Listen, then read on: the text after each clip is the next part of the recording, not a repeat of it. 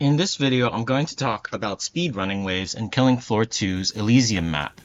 A number of YouTubers have posted videos of solo speedrunning, which is minimizing the amount of time spent during and between waves, presumably by just killing a lot of things quickly. It's typically done by solo gunslingers because it is a class capable of pretty high DPS. But you can accomplish this with a full group too. The fastest killing is usually achieved with a camp defense at a choke point in maps like Spillway or Prison.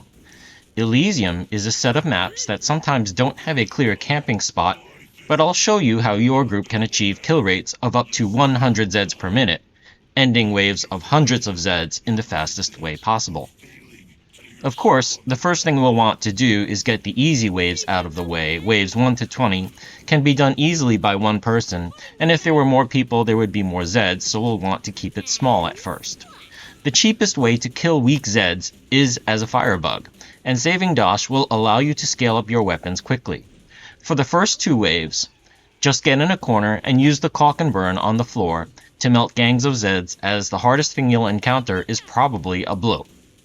After wave 2, you can purchase the grenade drone from the demo class, which comes with loads of free ammo and effectively dispatches tier 1 and 2 zeds. Before the trader time expires, you'll want to get to this spot over here where the book is supposed to be placed. Step yourself on top of the pedestal and place your drone. As long as you don't touch the floor, the only zed that can figure out how to touch you are crawlers. Husks and Edards can still shoot you, so you will get knocked off eventually, but at this point you can just flame the floor and kill most things without any stress. At the end of wave 4, you need to purchase a Scorcher, as it's the second cheapest way to quickly kill a boss, the first being your Molotov grenades.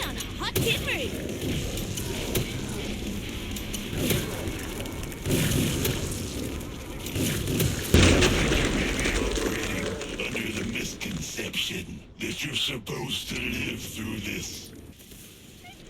By wave 8, you should have accumulated enough dosh to fund the strongest solo possible, the Locust Medic.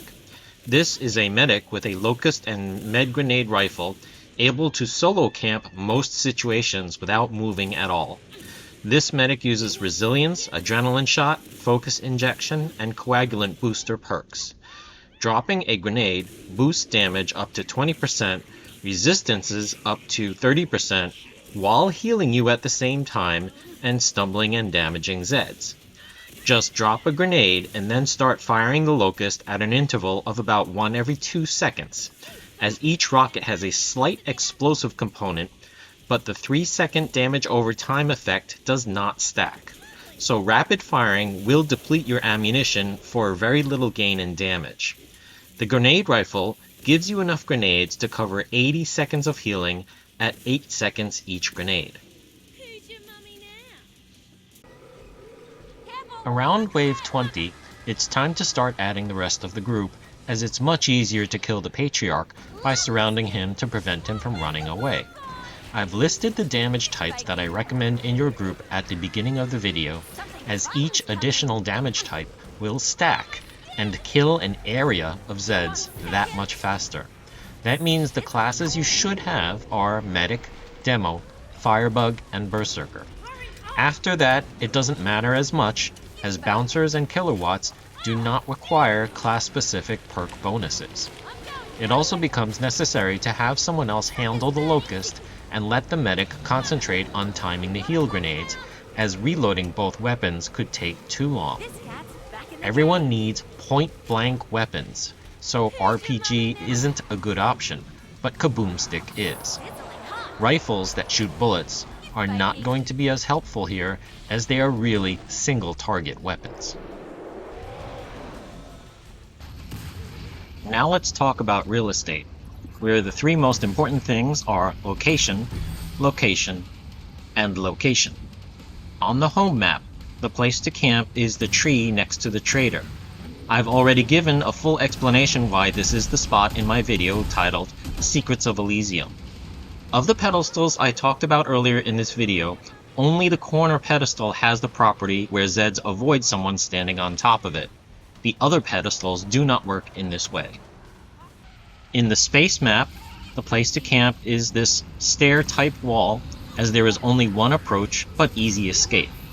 It is exposed to shots fired by Edars and Husks, but that's true of all places in this map. In the swamp map, this island is your standard campsite. What is not well known is that this side recess forces Zeds to path around it, sometimes avoiding it or chasing players not in the recess.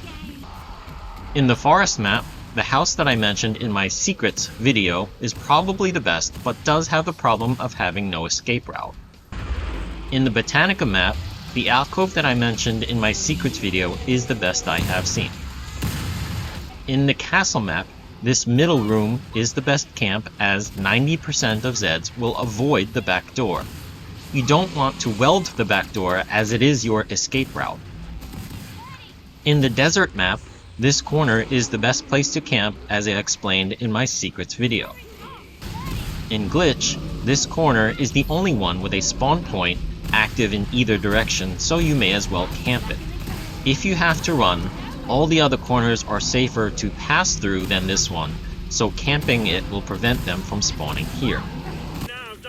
In Sanctum, all of the corners have Zeds dropping from above, so as I explained in my secrets video, the two middle stairs are probably the best places. It's time to talk about the 3 Bs: bosses, berserkers, and boom. The Locust is not a great choice for killing bosses, as it requires Zeds to stand still to hit for maximum damage, and even that takes longer than the alternatives.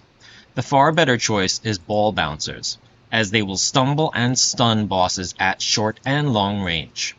Purchase the ball bouncer for boss waves in particular, or use one in place of having a tanking berserker on the team.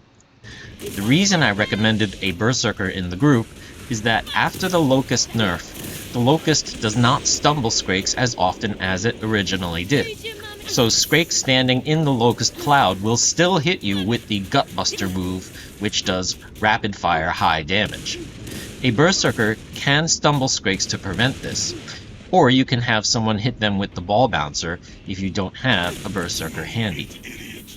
Boom waves are much more likely to break through a defense camp, and you'll then have to go back to a run and gun if you don't have a doorway or choke point to slow them down. Bouncers really shine here, as you can use a barrage to stumble Zeds while covering them in the Locust cloud, causing them to take full damage instead of passing too quickly through the cloud. Some final notes. These tactics are meant for hard difficulty in particular, and your mileage may vary. Some of the tactics I described may work on Suicidal or Hell on Earth, but with modifications. Other things can work with substitutions. For instance, a gunslinger firing a kaboom stick still serves the function of having explosives, but a berserker running a flamethrower will not be the same as a firebug because of the perk bonus skill. Good luck, and I'll see you on the killing floor.